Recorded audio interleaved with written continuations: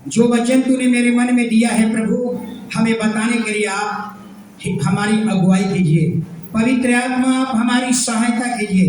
पवित्र आत्मा आप हमारी अगुवाई कीजिए। आज जो भी वचन बोए जाए प्रभु जी, हर एक के हृदय में जड़ पकड़ ले, और आने वाला दिन में प्रभु जी हालेलुया 60 गुना 70 गुना 80 गुना 100 गुना वो फल लगने पाए। प्रभु जी हमारे भाई बहनों को समझ की आत्मा दी, और अभी से लेकर आगे के सारा समय हम आपके हाथ में सौंप देता हूँ, प्रभु यीशु के नाम से मांगता हूँ, हालेलुया। तो आज हर बार मेरी इच्छाएं होती है, आप लोगों को ध्यान से सुनना है, भी मुंह बंद कर लीजिए। हर बार मेरी इच्छा होती है नए नए वचन लाने के लिए, हालेलुया। तो आज का वचन है, इतने दिन हो गए, इतने साल हो गए, लेकिन बरकत क्यों नहीं हो रही है? इतने साल प्रभु की संगति कर रहे हैं, लेकिन आशीषें क्यों बंद है? इतने दिन हो गया, लेकिन आपके हालात क्यों नहीं बदल रहा है? ये बहुत सवाल है, हर परिवार से सवाल है कि आप इतने दिन से प्रभु में आ रहे हैं, लेकिन बरकत क्यों नहीं आपके घर में हो रही है? आपके घर में तरक्की क्यों नहीं हो रही है? आपके घर में आशीष क्यों बंद है? हालेलुया। आपके घर में आपके हालात क्यों नहीं बदल रहे हैं? हालेलुया। तो आज हम दो कारण को देखेंगे, आपके हालात क्यों नहीं बदल पा रहे हैं, आपके कर्ज महाजन से मुक्ति क्यों नहीं मिल रही है। हालेलुया। तो पहला कारण को आप देखिए, आपके बरकत क्यों नहीं हो पा रही है। पहला कारण निकाल लीजिए, यशायाह की किताब 59 अध्याय और 2 वचन। पहला कारण क्या है? हालेलुया। अगर किसी का मोबाइल है तो आप लोग बार बार यहाँ से उठेंगे जाएंगे, हम डिस्टर्ब होते हैं। मोबाइल को 1 घंटा प्रभु के लिए बंद नहीं कर सकते हैं। कितना मोहब्बत है प्रभु से, समझ में आता है। मोबाइल को साइलेंट कर दीजिए, बता दीजिएगा प्रभु के पूजा पाठ में हम किसी का नहीं सुनते। परंतु तुम्हारे अधर्म के कामों ने तुमको तुम्हारे परमेश्वर से अलग कर दिया है। हालेलुया। हालेलुया। कहता है कि तुम्हारे अधर्म के काम ने परमेश्वर से अलग कर दिया। हालेलुया। यही कारण है कि हम प्रभु से अलग हो गए। हमने ऐसा काम किया जो परमेश्वर को पसंद नहीं आया। हम अपने व्यवहार से, हम अपने कर्मों से, हम अपने चाल चलन से परमेश्वर को नाराज कर दिया। यही कारण है कि परमेश्वर आपके आशीष को बंद करके रखा है। यही कारण है कि तरक्की बंद है, आपके हालात नहीं बदल रहे हैं। कारण क्या है? यही कि हम ऐसा काम करते हैं जो परमेश्वर के दृष्टि में उचित नहीं है। जिसको परमेश्वर ने दूर रखा है, हम उसको निकट ला दिए, और जिसको दूर रखा उसको निकट लाए, और जिसको निकट रखा इसको हम दूर कर दिए। हालेलुया। यही कारण है, प्रभु कहता है यही कारण से तेरी आशीषें बंद है, यही कारण से तेरी बरकतें बंद है, यही कारण से तेरी मन्नतें पूरी नहीं हो रही है, यही कारण से तेरे हालात नहीं बदल रहे हैं। और दूसरा कारण, हालेलुया, दूसरा कारण, हालेलुया, दूसरा कारण, अगर आपका आशीष बंद है, आपका आशीष बंद है, आपके हालात नहीं बदल रहे हैं, आपकी बरकत नहीं हो रही है। दूसरा कारण आपसी रिश्ता, आपकी आपसी रिश्ता, आपका पति पत्नी के साथ एक रिश्ता, अपने पड़ोसिया के साथ एक रिश्ता। याद रखिए, कुछ कार्य परमेश्वर आपके हाथ में दिए हैं, उसको आपको ठीक करना होगा, आपको हाथ में नियंत्रण में दिए हैं। हालेलुया। अगर आपके पत्नी के साथ, आपका अगर पति के साथ अगर टूटा हुआ रिश्ता है, तो याद रखिए परमेश्वर टूटे हुए रिश्ता के साथ काम नहीं करता।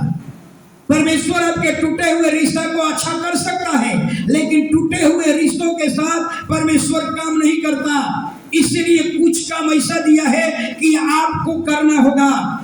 हालेलुया। कुछ काम परमेश्वर आपके हाथ में दिया है, आपके नियंत्रण में दिया है, आपको करना होगा। आपके द्वारा वो सुधार हो सकता है, वहां आपको निर्णय लेना होगा। एक दृष्टांत सब समझिएगा। हालेलुया। एक बहुत बड़े पादरी, अमेरिका का बहुत बड़ा पादरी, सोचिए, एक बड़े पादरी आत्मा आत्मा में क्या हो गया कि वो आत्मा में परमेश्वर से बात करने लगा, दर्शन में परमेश्वर से बात करने लगा। आपने आमने सामने परमेश्वर खड़ा है और वो पादरी परमेश्वर से बात कर रहा था। यही बीच में एक दुष्ट आत्मा आने लगा, बार बार आता था, बार बार जाता था, बार बार आना, बार बार जाना, उसको डिस्टर्ब कर रहा था कि तू परमेश्वर से बातें मत कर। तब पादरी ने परमेश्वर से कहा, प्रभु इस दुष्ट आत्मा को डांटिए ना, हमको डिस्टर्ब कर रहा है। प्रभु मुस्कुराए, हालेलुया। फिर शैतान घूम रहा है, बार बार डिस्टर्ब करे। फिर प्रभु से कहा, विनती किया, प्रभु इस दुष्ट आत्मा को डांटिए ना, ये हमको बार बार डिस्टर्ब कर रहा है। फिर प्रभु मुस्कुराए। तीसरा बार सोचिए, तीसरा बार फिर ऐसा ही बार बार डिस्टर्ब कर रहा था, हालेलुया। फिर प्रभु से विनती किया, प्रभु इस दुष्ट आत्मा को डांटिए ना। तब प्रभु ने कहा, हालेलुया, ये बाइबल में लिख करके दे दिया गया है कि तुम मेरे नाम से डांटोगे और वो भाग जाएगा। ये तेरे हाथ में दिया गया है, ये तेरे नियंत्रण में है। जो तेरा है तुझे करना होगा, जो मेरा है मुझे करना है, हालेलुया। तो याद रखिए, आपके टूटे हुए रिश्ते के साथ परमेश्वर काम नहीं करता। इसलिए अगर आपका अपने पड़ोसिया के साथ रिश्ता टूटा हुआ है, या अपने घर के बगल वालों के साथ रिश्ता टूटा हुआ है, या अपने कुटुंब के साथ रिश्ता टूटा हुआ है, किसी के साथ अगर आपका रिश्ता टूटा हुआ है, तो याद रखिए परमेश्वर टूटे हुए रिश्ता के साथ काम नहीं करता, हालेलुया। तो कुछ काम परमेश्वर कहाँ रखा है, आपके हाथ में दे दिया है। इसीलिए वो विनती करता है, प्रभु इसको दूर कर। प्रभु कहता है, ये काम मेरा नहीं है, ये बाइबल में लिख करके दे दिया गया है कि तू मेरे नाम से डांटेगा वो दूर हो जाएगा, हालेलुया। यानी कहने का मतलब परमेश्वर कुछ काम जो है आपके हाथ में सौंप दिया है, वो आप ही को करना होगा। अगर आप चाहते हैं कि हमारे घर की आशीष क्यों बंद है, आप चाहते हैं कि मेरे घर में बरकत हो, मेरे घर के हालात बदल जाए, मेरे घर की तरक्की हो, मेरे घर का प्रमोशन हो, हालेलुया, मेरे घर से आशीषों की बाढ़ आए, तो पहला काम आपको करना होगा, अपने पड़ोसिया के साथ को रिश्ता को ठीक कर लीजिए। अगर पति पत्नी के रिश्ता टूटा हुआ है, उसको आपको ठीक करना होगा। वो प्रभु से आप विनती करेंगे, प्रभु कहेगा, ये तेरा काम है, ये मेरा काम नहीं। हालेलुया। क्या हमारी बात समझ में आ रही है? हालेलुया। कई बार पत्नी लोग, हो सकता है कि पत्नी अपने पति के प्रति कड़वाहट लेकर के यहाँ चर्च में आई होगी, हालेलुया, या पति अपने पत्नी के मन प्रति कड़वाहट लेकर के आए होंगे। याद रखिए, ऐसे टूटे हुए रिश्ता के साथ परमेश्वर काम नहीं करता, हालेलुया, हालेलुया, हालेलुया। एक और घटना को देखिएगा, हालेलुया। उड़ाऊ पुत्र में सब लोग जानते हैं, किताब बाइबल निकालने की जरूरत नहीं है, आप केवल सुनिए, हालेलुया। उड़ाऊ पुत्र में आपने क्या देखा? एक छोटा भाई बेटा ने अपने पापा से बगावत कर करके अपनी संपत्ति लेकर के और दूर विदेशों में चला गया। सब कुछ कुकर्म करके या गलत कार्यों में करके अपनी सारी संपत्ति को नष्ट कर दिया। सोचिए, अब उसके पास खाने के लिए परेशानियां हैं। अब वहां पर वो क्या कर रहा है? कहता है कि अब उठकर चलूंगा, अपने पिता के पास जाऊंगा और मेरा जो टूटा हुआ रिश्ता है उसको मैं खुद क्या करूंगा? ठीक कर लूंगा, हालेलुया। अगर याद रखिए, अगर वो छोटा बेटा अगर ये सोच करके बैठा रहता वहीं पर कि एक दिन प्रभु से विनती करता कि हे परमेश्वर मेरे पिता के साथ अच्छा रिश्ता कर दे, तो जिंदगी भर वहीं पर बैठे रहता। प्रभु कहता, ये तेरा काम है, ये तेरा नियंत्रण में है, ये तुझको सुधारना है, टूटा हुआ रिश्ता के साथ मैं काम नहीं करता।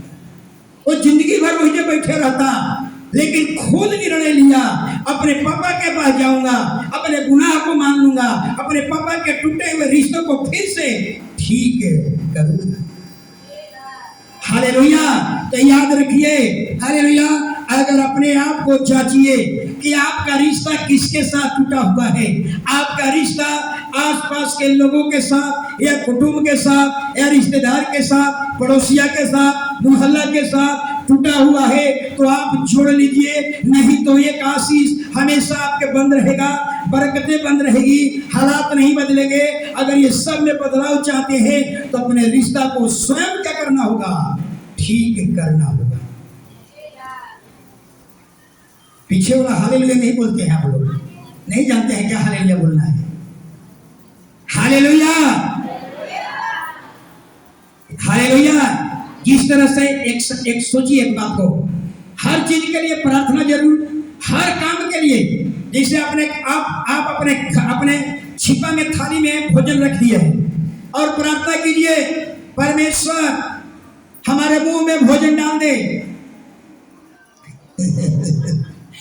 भैया जिंदगी भर बैठे रहोगे, बंदी करते रहोगे, कौवा चिड़ै सब खा जाएगा, एक भी नसीब में।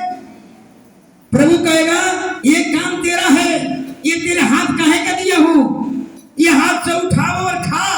क्या तेरे हाथ में पैरालिसिस मार दिया है? हालेलुया।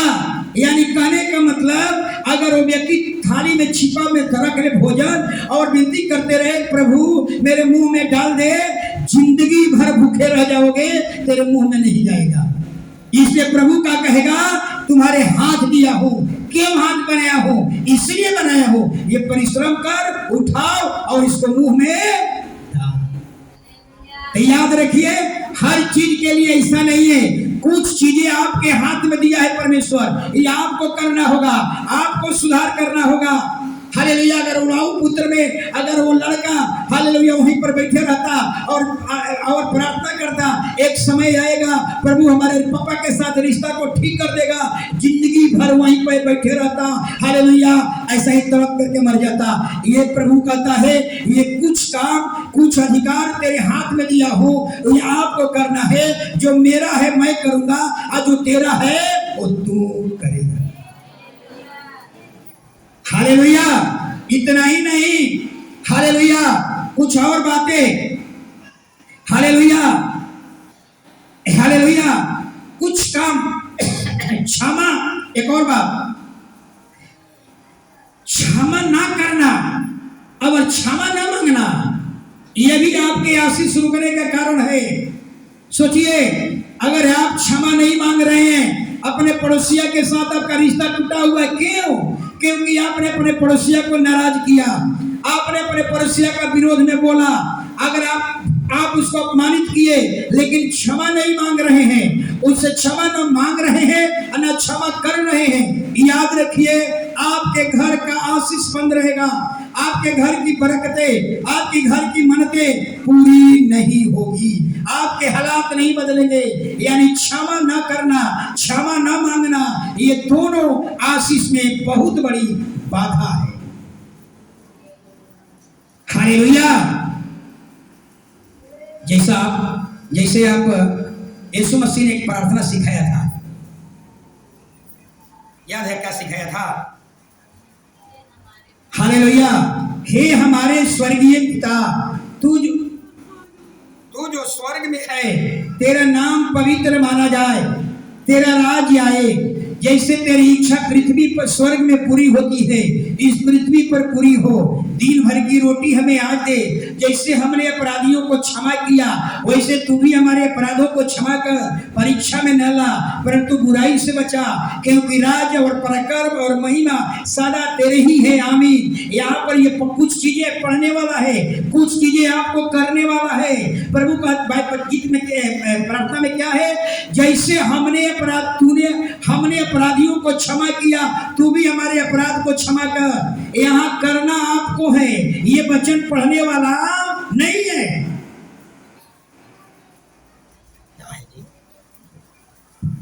हालेलुया। कुछ चीजें सब चीज पढ़ने वाला नहीं है, हालेलुया। इसमें कुछ बातें पढ़ना है लेकिन उसने आपको करना है। कहता है कि मैंने अपराध को क्षमा किया, तू भी हमारे क्षमा कर। ये आपने क्या क्षमा किया अपने पड़ोसिया को? क्या आपने अपने पति को क्षमा किया? क्या आपने अपने पत्नी को क्षमा किया? हालेलुया। ये पढ़ने वाला शब्द नहीं है, ये करने वाला शब्द है। हालेलुया। इसलिए भाभी कहती है अगर क्षमा न करते हैं, क्षमा न मांगते हैं, तो याद रखिए आपके घर की मन्नतें पूरी नहीं होगी, आपके हालात नहीं बदलेंगे, आपकी बरकतें बंद रहेगी। हालेलुया। याद रखिए जो व्यक्ति क्षमा नहीं करता है, जो व्यक्ति क्षमा नहीं मांगता है, वो व्यक्ति कैसा होता है? वो व्यक्ति ठीक वैसा ही है, नदी है लेकिन पानी नहीं है, कुआं है लेकिन पानी नहीं है, बैंक है लेकिन पैसा नहीं है। हालेलुया। सोच लीजिए उसको दूसरे शब्द में हम क्या कहेंगे? दूसरे शब्द में कहेंगे कि बैंक है, पैसा नहीं है, कोई काम का नहीं। जो व्यक्ति क्षमा नहीं करता है, जो व्यक्ति क्षमा दूसरे को नहीं मांगता है दूसरे से, वो व्यक्ति कोई काम का नहीं है। या तीसरे शब्द में उसको हम कहेंगे ऐसा व्यक्ति जो क्षमा नहीं करता है, क्षमा नहीं मांगता है, वो खाली बर्तन, खाली बर्तन, कोई काम का नहीं है। आपके बर्तन में ये भरा हुआ चाहिए, 14 साल की सेवकाई में ये भरा होना चाहिए, लेकिन अब तक आप खाली बर्तन है। हालेलुया। तो समझ में आ गई हमारी बातें। हालेलुया। अगर आप क्षमा नहीं कर पा रहे हैं, लोगों को क्षमा नहीं मांग रहे हैं लोगों से, याद रखिए आप कोई काम के नहीं हैं, आप खाली बर्तन हैं। हालेलुया। ठीक उसी प्रकार हालेलुया कि गांव है, घर है, लेकिन उसमें कोई रहता नहीं है। हालेलुया। कल है लेकिन उसमें पानी नहीं है, कोई काम का नहीं। नदी है, कोई काम पानी नहीं है, कोई काम का नहीं। सोचिए ऐसे लोग, जो लोग क्षमा नहीं करता, जो लोग अपने आसपास के लोगों से जिसको आपने नाराज किया, आप उससे क्षमा नहीं मांगते, तो याद रखिए आप हालेलुया कोई परमेश्वर के दृष्टि में आप कोई काम के नहीं है। हालेलुया। एक और दृष्टांत से समझिएगा, क्षमा न करना और क्षमा न मांगना कितना भयानक बीमारी लाती है। एक बहुत बड़ा पादरी परमेश्वर का दास, बहुत बड़े पादरी, बुढ़ापा में उसको एक रोग हो गया। एलिशा को भी बुढ़ापा में क्या हुआ था? इतना बड़ा नबी को जब मरने को हुआ तो उसको क्या हो गया? पैर में जख्म हुआ था। याद रखिएगा वो जख्म उसकी मृत्यु के लिए आई।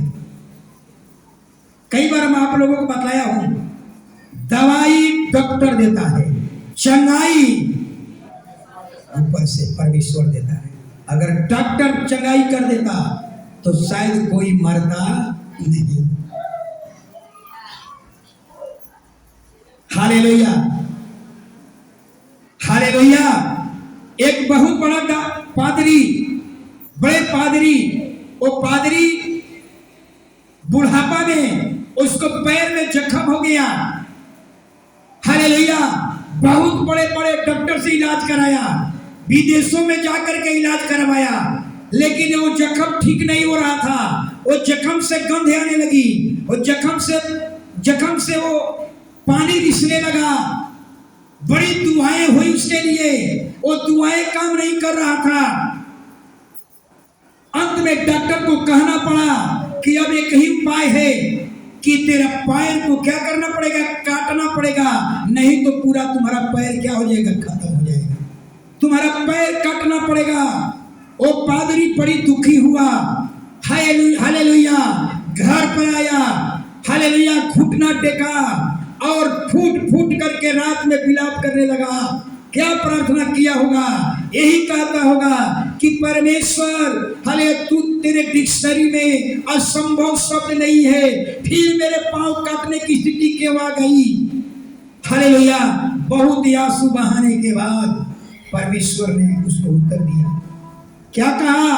परमेश्वर ने कहा तू ठीक हो जाएगा, लेकिन तुम्हें एक काम करना होगा। हालेलुया। तुम्हें एक काम, अपने पड़ोसिया के पास जाओ, और पड़ोसिया को तूने बड़ी नाराज किया। पड़ोसिया से मिलने के लिए जाते थे, गुड मॉर्निंग बोलते थे सुबह में, और पीठ पीछे बड़ी बुराई करते थे। हालेलुया, जाकर पड़ोसिया से जितने लोगों को तूने नाराज किया है जाकर के क्षमा मांग और तेरा जख्म क्या हो जाएगा, ठीक हो जाएगा। कई बार हम डॉक्टर से थक जाते हैं लेकिन परमेश्वर की ओर मुड़ने के लिए तैयार नहीं होते। सोचिए, अगर इतनी बड़ी बड़े डॉक्टर हाथ लगा दी और ठीक नहीं हो रहे हैं, याद रखिए एक बार सच्चे परमेश्वर की ओर फिरिए। हालेलुया। और वो पादरी सुबह में निकला, अपने घर के सारे पड़ोसियों के घर में गया और यही कहने लगा कि आप मुझे माफ कर दीजिए। लोग ने कहा कि आप माफ कर दें, तो हम आपसे सुबह में मिलने आते थे, गुड मॉर्निंग बोलते थे, शाम में गुड इवनिंग बोलते थे, लेकिन तेरे पीठ पीछे बड़ी बुराई करते थे कि हमारा पड़ोसिया बहुत खराब है, जिसका परिणाम हम भोग रहे हैं, आप मुझे माफ कर दे। और उसने माफ किया। अपने मोहल्ला के एक एक मोहल्ला में जितने लोगों को नाराज किया था हर लोगों के पास गया और सबसे क्षमा मांगा और घर वापस लौटा। हालेलुया। पादरी ने लिखा कि उसकी जख्म में मांस आ गया, पानी रिसना बंद हो गया, जख्म लाल हो गया, सूख गया। परमेश्वर की महिमा हो। इसीलिए कहा जाता है हर चीज का दवाई, हर चीज का इलाज, हर चीज की चंगाई दवाई नहीं है, दवाई इससे भी बड़ा यहाँ दवाई। हालेलुया। तो याद रखिए, हालेलुया, इसलिए कभी भी आप भी अपने आप को जांचिए, आप कितने लोगों को नाराज किए हैं। हालेलुया। आप भी यही काम कीजिए। अगर आपके हालात नहीं बदल रहे हैं, आपके बरकत नहीं हो रही है, आपकी आशीषें बंद है, आपके हालात बंद है, आप कर्ज महाजन में डूबे हुए हैं लेकिन उस सुधार नहीं हो रहा है, अपने आप को जांचिए कि हम कितने लोगों को नाराज किए हैं। जाइए उसके पास और क्षमा मांगिए। याद रखिए, परमेश्वर को चंगाई करने के लिए साल की जरूरत नहीं है, महीना की जरूरत नहीं है, दिन की जरूरत नहीं है। परमेश्वर को चंगाई करने के लिए हालेलुया आप सेकंड भर में वो चंगाई कर सकता है, सेम टाइम में चंगाई कर सकता है। केवल आपको जरूरत है जिसको नाराज किए हैं उसे जा करके क्षमा मांगे। हालेलुया। कई बार हालेलुया, कई बार अपने जीवन में झांक लीजिए हालेलुया कि हमारी हालात क्यों नहीं बदल रहे हैं। हालेलुया, इतने साल हो गया, हमारा रोग से छुटकारा क्यों नहीं मिल रहा है। हालेलुया, कहीं ये भी तो कारण नहीं है कि कितने लोगों को हम नाराज किए, कितने लोगों को हम दुखी किए। जा करके क्या कर लीजिए, क्षमा मांगिए। एक घटना को हालेलुया याद रखिए, अगर आप नाराज करेंगे तो क्षमा कौन मांगेगा? अगर आप किसी को नाराज करेंगे तो क्षमा कौन मांगेगा? लेकिन क्षमा आपको मांगना है। लेकिन इस बाइबल में देखिएगा, यही कहा जाता है परमेश्वर का हृदय कितना बड़ा है, कितना बड़ा हृदय है। सोचिए, कई बार हम सोच लेते हैं कि इंसान ईश्वर का हृदय हमारे हृदय जैसा है। नहीं, आपके अंदर किसी के प्रति कड़वाहट हो सकता है लेकिन परमेश्वर के में आपके प्रति कड़वाहट नहीं होता। याद रखिए, आप बाइबल में याद रखिए, पतरस ने यीशु को कितना बार इनकार किया? 3 बार इनकार किया था पतरस ने यीशु मसीह का मुख्य चेला।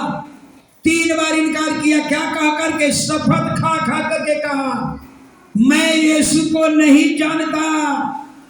शपथ खा खा करके कहता, यीशु को मैं नहीं जानता। डर और भय के कारण, सोचिए, यहूदियों के डर, यहूदियों के भय के कारण आदमी सत्य से विचलित हो जाता है। और पतरस 3 बार इनकार किया। हालेलुया, 3 बार इनकार किया, यानी यीशु मसीह के साथ पतरस का रिश्ता क्या हो गया था? क्या हो गया था? टूट गया था। याद रखिए आगे। हालेलुया, टेबल रिजल्ट आया था, उसके एवज में सबको देना है जिसका जिसका मैट्रिक में डिवीजन आया अच्छा, फर्स्ट डिवीजन 2 कुर्सी, सेकंड डिवीजन 1 कुर्सी। केवल खुश आप मत रहिए, प्रभु कभी भवन में दा करके प्रभु को भी खुश कीजिए। हालेलुया। अब बताइए कि पतरस 3 बार प्रभु को कसम खा खा करके अपने रिश्ता को क्या कर लिया, तोड़ लिया। और परमेश्वर हालेलुया अब क्षमा किसको मांगना चाहिए? पतरस को मांगना चाहिए। पतरस जाइए यीशु मसीह के पास और क्षमा मांगे कि प्रभु आपको हम गलती से 3 बार कसम खा खा करके आपको अपना रिश्ता को तोड़ लिया, लेकिन पतरस नहीं जा पाया। यहाँ देखता है कि यीशु का हृदय कितना बड़ा है। याद रखिए, परमेश्वर यीशु मसीह को पतरस के द्वारा एक काम करना चाहता था।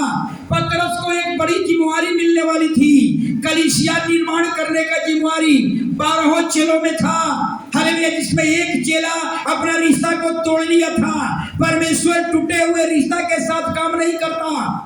यीशु मसीह को मालूम है कि जब मैं स्वर्ग जाऊंगा सारा जिम्मेवारी 12 चेलों पर रख करके जाना है, लेकिन उसमें से एक रिश्ता क्या कर लिया है, खराब कर लिया है।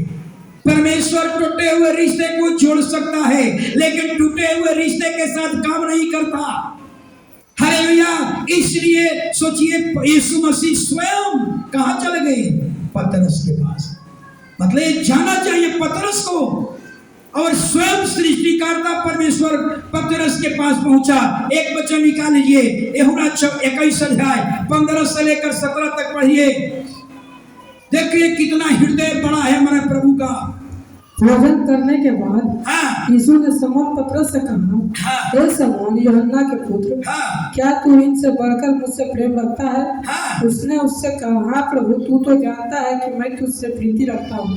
उसने उससे कहा, मेरे मेमने को चढ़ा। उसने फिर दूसरी बार उससे कहा, हे शमौन यूहन्ना के पुत्र, क्या तू मुझसे प्रेम रखता है? उसने उससे कहा, हाँ प्रभु, तू जानता है कि मैं तुझसे प्रीति रखता हूँ। उसने उससे कहा, मेरी भेड़ों की रखवाली कर। उसने तीसरी बार उससे कहा, हे शमौन यूहन्ना के पुत्र, क्या तू मुझसे प्रीति रखता है? पतरस उदास हुआ कि उसने उससे तीसरी बार ऐसा कहा, क्या तू मुझसे प्रीति रखता है? और उससे कहा, हे प्रभु, तू सब कुछ जानता है, तू यह जानता है कि मैं तुझसे प्रीति रखता हूँ। यीशु ने उससे कहा, मेरी भेड़ों को चढ़ा। बस देख लीजिए, 3 बार इनकार किया पतरस, और तीनों बार यीशु ने उसको क्या करवाया? अंगीकार करवाया। सोचिए, तीनों बार अंगीकार करवाया, यानी दिखाया परमेश्वर अगर आप चाहते हैं कि आपके जीवन में आशीष और बरकत न रुके तो अपने टूटे हुए रिश्ता को जोड़ लीजिए। लेकिन यहाँ तो पतरस को जोड़ना चाहिए था, लेकिन यीशु सृष्टिकर्ता प्रभु यीशु मसीह स्वयं पतरस के घर चले जाते हैं। क्यों चले जाते हैं? क्योंकि पतरस को यीशु की जरूरत है। हालेलुया। क्योंकि पतरस को एक बड़ी जिम्मेवारी मिलने वाली थी, लेकिन पतरस ने प्रभु के साथ रिश्ता को तोड़ लिया था। बाइबल कहती है, यीशु कहते हैं, टूटे हुए रिश्ता के साथ परमेश्वर काम नहीं करता। इसीलिए परमेश्वर खुद जाकर के पतरस के घर गए और 3 बार इनकार किया। तीनों बार उससे कहे, क्या पतरस तू मुझसे प्रेम करता है? तीनों बार हाँ कहा, हाँ प्रभु। लेकिन उसके आगे 3 बात दिया हुआ है, जरा समझिएगा, ये बहुत मार्केबल बात है। पहला क्या कहा? अगर तू मुझसे प्रेम करते हो तो तू मेरे मेमने को चढ़ा। मेमना, मेमना कौन होता है?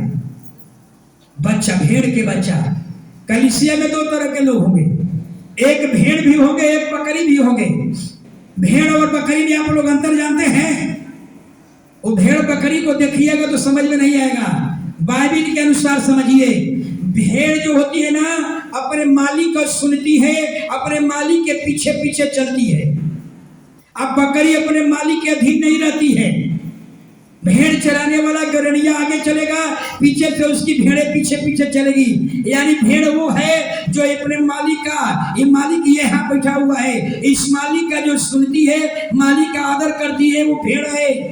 हालेलुया। जो अपने मालिक का कदर नहीं करती है वो बकरी है, जो इसका कदर नहीं करता वो बकरी है। सोचिए, हालेलुया। अब यहाँ पर कहता है, मेमना किसको कहा जाता है? भेड़ के बच्चा को क्या कहा जाता है?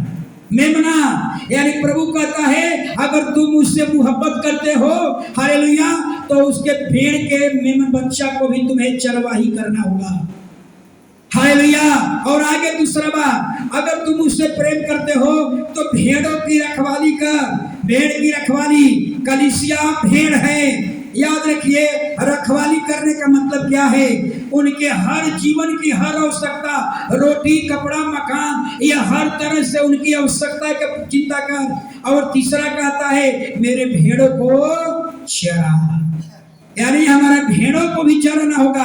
अगर तुम उससे मोहब्बत करते हो तो यीशु ने बता दिया कि जो तुम्हारे ऊपर जिम्मेवारी हम देने वाले हैं, ये 3 प्रकार की जिम्मेवारी है। भेड़ का भी रखवाली करना है। भेड़ का मतलब जो हमारी आज्ञाओं पर चलते हैं उसकी रखवाली कर, लता, कपड़ा, मकान, भोजन, हर तरह से उनके बच्चा का भी देखभाल कर। और आगे कहता है और भेड़ों को भी चरवाही कर, यानी बता दिया कि जिस काम के लिए तुम्हें चुना हो उसकी रखवाली करना है, उसके बच्चे की रखवाली करना है और सबको चरवाही भी करना है। हालेलुया।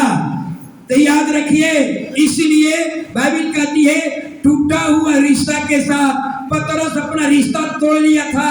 परमेश्वर टूटे हुए रिश्ते के साथ काम नहीं करता, इसलिए परमेश्वर ने क्या किया? स्वयं उसके पास जाकर के अपना रिश्ता को क्या किया? ठीक किया। हालेलुया। आप अपने जीवन में देख लीजिए, हालेलुया, बहुत सही से कलीसिया में लोग हैं, आप नहीं जानते हैं, लेकिन मैं जानता हूं। मैं हर घर में जाता हूं और मैं बहुत से लोगों को जानता हूं, लेकिन हमें बताने की जरूरत नहीं है। हालेलुया। जो आए हुए हैं सुन रहे हैं, वो समझ रहे हैं कि बहुत से ऐसे कलीसिया में लोग हैं कि पति और पत्नी का रिश्ता अच्छा नहीं। सोचिए, आज भी हम कहते हैं कि ठीक कर लीजिए, नहीं तो याद रखिए आपके हालात नहीं बदलेंगे, आपकी मन्नतें बंद रहेगी, बंद पूरी नहीं होगी। हालेलुया। आपके आस से बंद रहेगी, आपके हालात जस का तस पड़े रहेंगे। हालेलुया। इसलिए हम प्रभु यीशु मसीह, यीशु के पतरस के द्वारा एक बड़ा काम करना था, एक बड़ी जिम्मेवारी के लिए उन्हें बुलाया था, लेकिन रिश्ता टूट गया था। प्रभु स्वयं उसके रिश्ता को ठीक किया। और जब रिश्ता ठीक हुआ, आप प्रेरित की किताब पढ़ लीजिए, एक दिन में पतरस जब अपना प्रभु के साथ रिश्ता ठीक हो गया, एक दिन में 3000 लोगों को क्या किया? बपतिस्मा दे दिया। जब रिश्ता मजबूत होगा, बड़े बड़े चीज दिखाएंगे, बड़े बड़े चमत्कार आपके जीवन से होगा। और रिश्ता ठीक होते ही पतरस 3000 लोगों को क्या किया? बपतिस्मा दिया। सोचिए, इसलिए बार बार कहता हूं आपको, प्रभु के साथ देखिए क्या हमारा रिश्ता अच्छा है? हमारा रिश्ता है क्या टूटा हुआ रिश्ता है? हालेलुया। अगर अभी भी आपके हालात नहीं बदल रहे हैं, आपकी आस से बंद है, आपकी मन्नतें पूरी नहीं हो रही है, दावे के साथ कहता हूं, हालेलुया, आप अपने आस पड़ोस के लोगों के पास जाइए और क्षमा मांगिए कि हमसे कोई गलती हो गई है, मन से, वचन से, कर्म से। अगर मेरे द्वारा आपको निंदा हुई है, अपमान हुआ है, तो आप मुझे क्षमा कर दीजिए।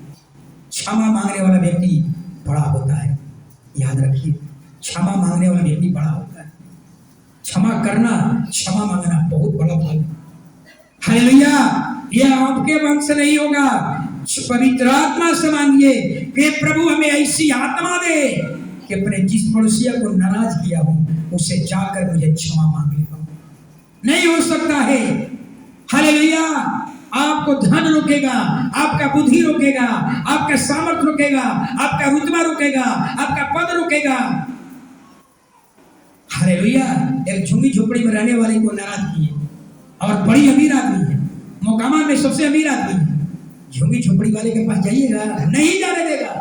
धनवान आपको रोकेगा, हम इतना धनवान और झुग्गी झोपड़ी में जाएंगे क्षमा मांगे।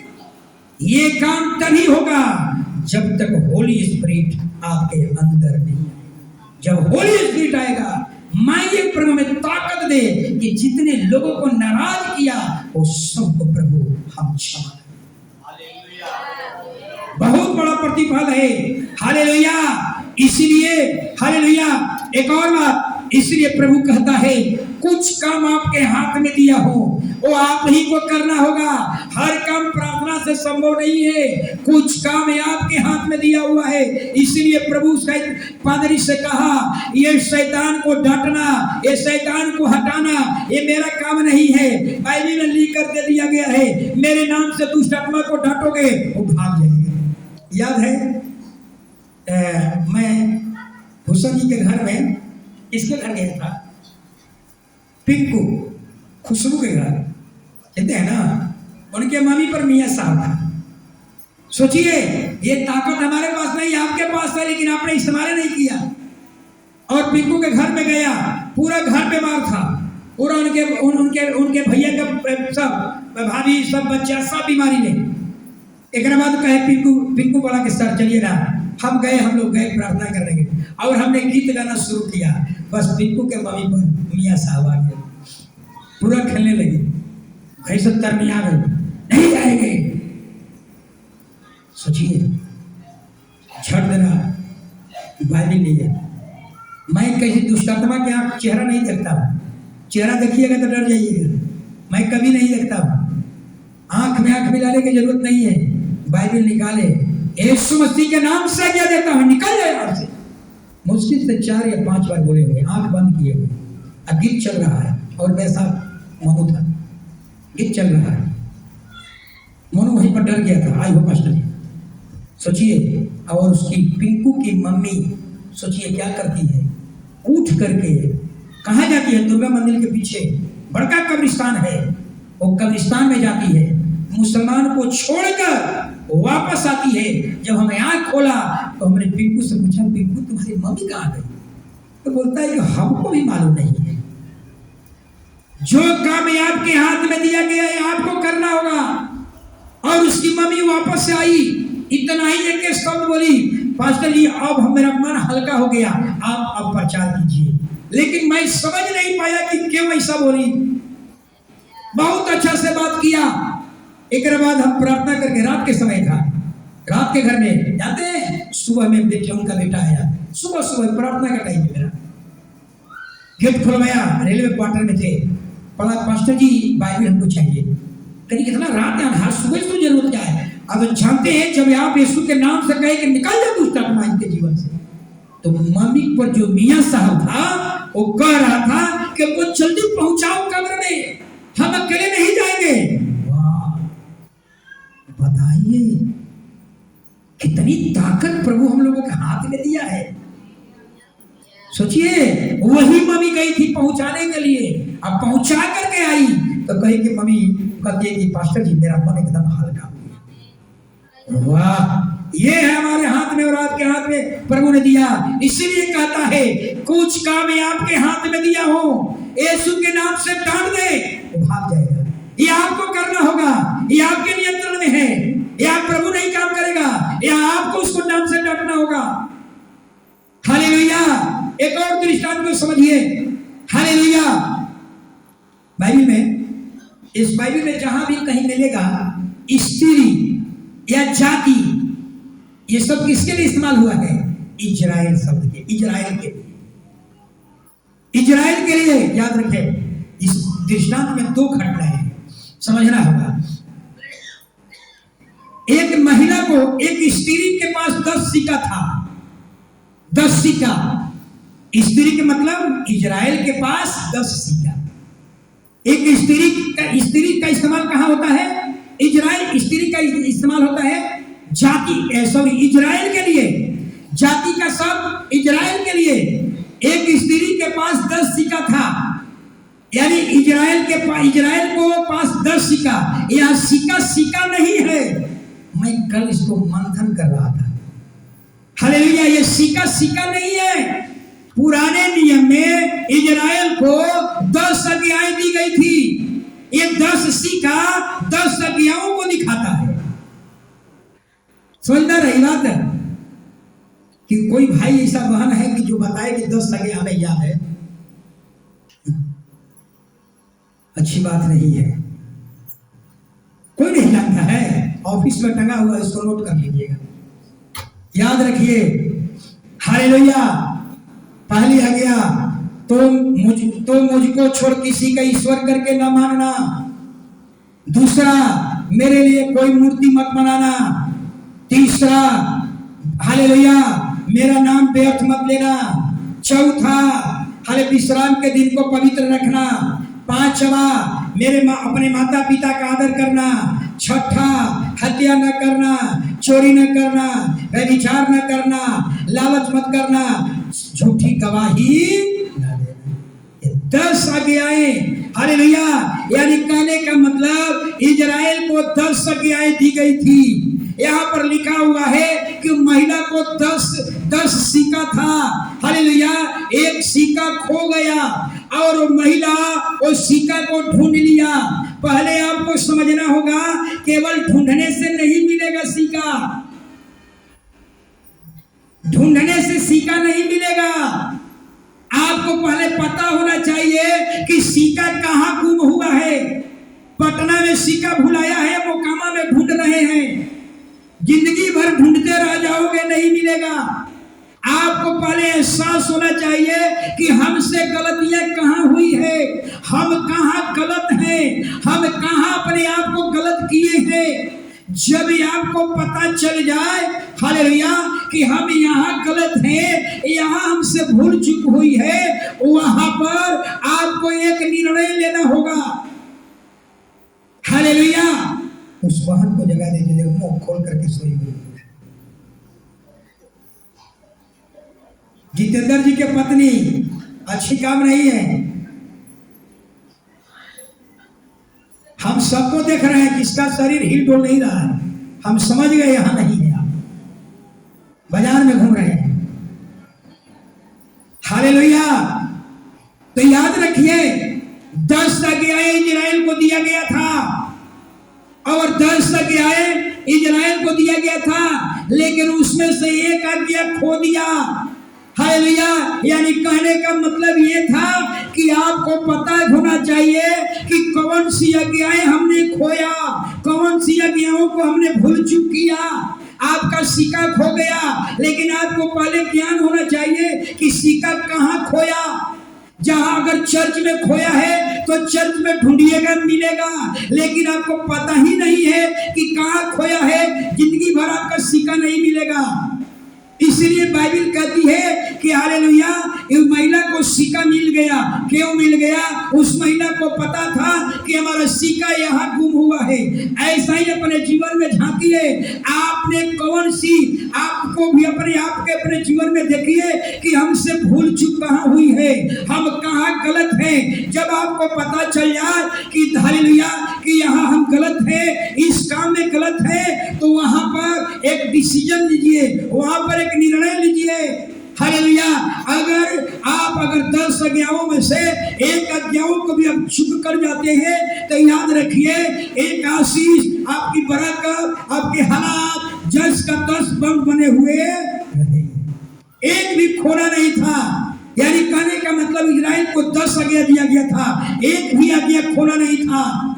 एक भी आज्ञा खोने का मतलब आशीष से वंचित हो जाना, बरकत से वंचित हो जाना, मन्नतें पूरी नहीं होगी, हालात 10 का 10 पड़े रहेंगे, ये मतलब था। लेकिन वही नया नियम में आप देख लीजिए, यीशु की जितनी आज्ञाएं हैं, यीशु की जितने टीचिंग है, आपको उसमें से एक भी खोना नहीं है। अगर आप यीशु के एक भी टीचिंग को नए नियम में खो देते हैं, तो याद रखिए, आपकी आशीषें, आपकी बरकतें 10 का 10 बंद बना हुआ रहेगा। इसलिए बाइबल कहती है तो उस महिला को सिक्का मिल गया, ढूंढी और मिल गया, क्योंकि उसको पता चल गया हमने यहाँ गलती किया, हमने यहाँ चूक किया, हम यहाँ गलत थे। वहां पर निर्णय लीजिए, अपने जीवन में सोचिए, क्या ऐसा इंसान कोई हो सकता है जो कह दे अपने जीवन में कभी हमसे भूल नहीं हुई है? या कोई ऐसा इंसान है जो कहे कि हम सब जगहों में सही हैं? नहीं, हर कोई को पता है कि हम कहाँ गलत हैं, हम कहाँ प्रभु के यीशु की आज्ञा में गलत हैं, हमसे कहाँ चूक हुई है। महिलाएं जानती है, अपने अपराध को जानती है, पुरुष भी अपने अपराध को जानते हैं, हमसे कहाँ भूल हुई है, हमसे कहाँ चूक हुई है। जब आपको पता चल जाए कि हमसे यहाँ भूल हुई है, वहीं पर एक ठोस निर्णय लीजिए। वहीं पर एक ठोस निर्णय लीजिए और निर्णय ये लीजिए कि आज के बाद ये गलतियां दोबारा हमसे नहीं। हालेलुया। इतना ही नहीं, इसमें कुछ और बातें हैं। Hallelujah, hallelujah. यानी कहने का मतलब अपने विश्वास को देखिए, कहां हम विश्वास में कमजोर हो गए। हर कोई अपने आप को जांचे, हम विश्वास में कहां कमजोर है। याद रखिए, आपकी एक भूल, आपकी एक गलतियां आपके आशीष रुकने का, आपकी मन्नतें पूरी होने में, आपके हालात बदलने में बहुत बड़ी बात है। हालेलुया। अब थोड़ा सा फिर आ जाइए 10 आज्ञाओं पर। याद रखिएगा, 10 आज्ञा में 2 पाठ है। शायद लगता है पहले भी बताए थे। 10 आज्ञा में 2 पाठ है, याद रखिएगा। 2 भाग है। 1 से 4 आज्ञाएं जब पढ़िएगा, 1 से 4 आज्ञाएं, तू मुझको छोड़ किसी को ईश्वर करके न मानना, मेरे लिए मूर्ति खुद कर न बनाना। हालेलुया। तीसरा, मेरा नाम व्यर्थ न लेना, विश्राम के दिन को पवित्र मानना। ये 4 बातें, ये 4 आज्ञाएं, ये आज्ञाएं 4 किसके लिए है? इंसान का ईश्वर के साथ रिश्ता ठीक करने के लिए है। हालेलुया। ये 4 आज्ञाएं आपको ईश्वर के साथ रिश्ता सही होने के लिए दिया गया है। हालेलुया। और अंतिम 6 आज्ञाएं, हालेलुया, अपने माता पिता का आदर करना, हालेलुया, और हत्या न करना, चोरी न करना, व्यभिचार न करना, लालच न करना, झूठी गवाही न देना। यानी अंतिम 6 आज्ञा इंसान के साथ सही रिश्ता होने के लिए दिया गया है। अब अपने बारे में सोचिए। हालेलुया। 10 आज्ञाओं में 1 से 4 आज्ञाएं आपका ईश्वर के साथ रिलेशन है। क्या आपका ईश्वर के साथ संबंध है? जांचिए। हालेलुया। बहुत से कलीसिया में से लोग हमसे मिलेंगे ही नहीं, बिना मिले निकल जाएंगे। क्यों निकल जाते हैं? क्योंकि उनके हृदय में मेरे प्रति क्या है? कड़वाहट भरा हुआ है। हमसे मिलेंगे नहीं, बिना मिले नहीं भाग जाएंगे और कहेंगे कि पादरी से मेरा कोई कड़वाहट नहीं है। मिलेंगे नहीं, कड़वाहट नहीं है, लेकिन मिलेंगे नहीं। भैया गड़बड़ जरूर है, कुछ गड़बड़ी जरूर है जो आप हमसे मिलते नहीं हैं, आपसे हाथ नहीं मिला पाते हैं। कुछ महिलाएं कहती हैं कि हमारा गोतनी से कोई कड़वाहट उनके प्रति नहीं है, लेकिन हम चाहते हैं कि मेरा भोज अलग बने और उनका भोज अलग बने। इसका मतलब क्या है? आप कतनों कह लीजिए कड़वाहट नहीं है, लेकिन हम तो कहते हैं कि दोनों के बीच में कड़वाहट आ चुकी है। हालेलुया। याद रखिए, हालेलुया। कुछ बातें पतरस परमेश्वर को इनकार किया, लेकिन परमेश्वर उसके रिश्ते को ठीक किया। क्यों ठीक किया? और क्योंकि परमेश्वर उसके द्वारा एक बड़ी काम करने वाला था, एक बड़ी जिम्मेवारी देना था। अगर आपका परमेश्वर के साथ रिश्ता टूटा हुआ है, याद रखिए, आपकी आशीष, आपकी बरकत, आपके हालात में बदलने में बहुत बड़ी बाधा है। अगर आप कहते हैं हालेलुया कि हमारे गोतनी के प्रति कड़वाहट नहीं है, लेकिन आप उससे बात नहीं कर पाते हैं, एक कड़वाहट भरी हुई है, ये कड़वाहट आपके आशीष की में बड़ी बाधा है, आपके बरकत में बाधा है, आपके मन्नतें पूरी होने में बाधा है, आपके हालात बदलने में भी क्या है? बहुत बड़ी बाधा है। मेल कर लीजिए। कितने लोग महिलाएं हैं जो कहती हैं कि अपने गोतनी से बोल चाल नहीं है? अरे हाथ उठा लीजिए, आप लोग देख लीजिए पीछे की मुंह करके। और भाई लोग, कितने लोग भाई हैं कि अपने भाई से बोलते नहीं हैं? कितने भाई लोग हैं अपने भाई से कड़वाहट रखे हुए हैं? यही कारण है कि आपके आशीष बंद है। 14 साल से आशीष बंद है, बरकतें नहीं हो रही है, हालात नहीं बदल रहे हैं। क्यों? क्योंकि परमेश्वर टूटे हुए रिश्ते के साथ काम नहीं करता। कुछ काम आपके हाथ में दिया है, आपके नियंत्रण में दिया है, वो आपको करना होगा, आपको सुधारना होगा। आज जाइए, अपने घर जाइए, अपने गोतनी के पास जाइए, जिसको नाराज किया उसके पास जाइए, हाथ जोड़ कर कहिए कि आप मुझे क्षमा कर दीजिए। अगर क्षमा मिलेगा और आज ही आपके घर में एक बड़ा चमत्कार होगा, जैसे पतरस के जीवन में एक ही दिन में 3000 लोगों ने बपतिस्मा लिया। हालेलुया। याद रखिए एक और बात,